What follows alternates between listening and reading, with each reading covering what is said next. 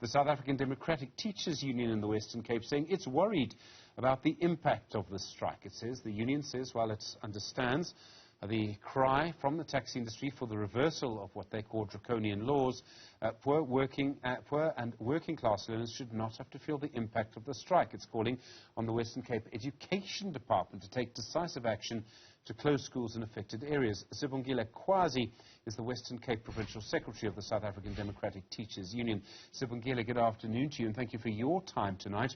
What are you worried about here? What impact is this having on children and teachers? Good evening, Stephen, and good evening, listeners. We must first put it on record that teachers are not on strike, but they are paying collateral damage between the two warring factions, if I can put it that way, the taxi industry and the city of Cape Town. What we are saying is that as the department is aware that some areas have been marked as red zones, so if they are red zones for the community, they are also red zones for the teachers, which means that it is very difficult for teachers to access those areas. And even if they do access those areas, it is dangerous to work in those areas, especially now that the criminal element is also using this strike action to their own advantage. We've seen the violence. We saw the blockades on the N2 highway. Who do you believe is responsible for the violence? Come again, please. Who do you believe is responsible for the violence?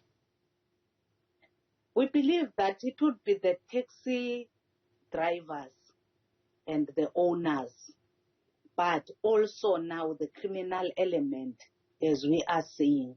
But we are saying that in the process, teachers and education workers must not be used as collateral damage during these two power groups fighting against each other.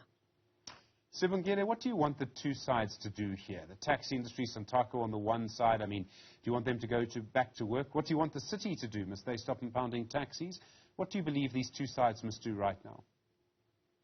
They must reach an agreement that is mutually correct for each other, because we also believe that taxi drivers are citizens who need to provide for their families. But in the same breath, we are saying that they cannot hold everybody hostage because their needs are not met by the city of Cape Town. And we are also calling on the city of Cape Town to ensure that they come to the table and they must reach an agreement sooner than later, so that not all community members suffer because of this.